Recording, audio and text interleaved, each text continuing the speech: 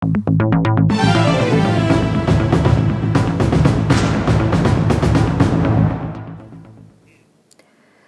পরে ত্রয়োদশ জাতীয় সংসদ নির্বাচনে ভোট গ্রহণ। কেমন প্রার্থীকে ভোট দেবেন তাই নিয়েই চায়ের আড্ডাতেও চলছে আলোচনা।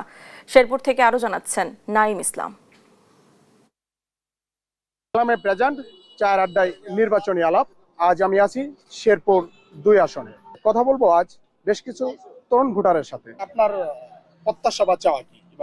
আমি চাই মূলত যে বাংলাদেশে গণতন্ত্র পুনঃপ্রতিষ্ঠিত হোক, দেশের মানুষ তাদের রাজনৈতিক অধিকার ফিরে পাক, প্রত্যেকটা মানুষ যেন তাদের মনের যে একটা আগ্রহ আছে, চাওয়া আছে ভোট দেওয়া, তাদের জন্য সুষ্ঠু সুন্দরভাবে ভোট দিতে পারে।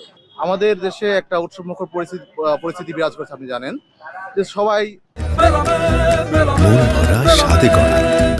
New Zealand dairy excellence in quality মোটামুটি ভোটের আমার যে আছে। তো আমি চাই এই নির্বাচনের মাধ্যমে দেশে ৩০০টি আসন থেকে সৎ এবং যোগ্য লোক উঠে আসুক।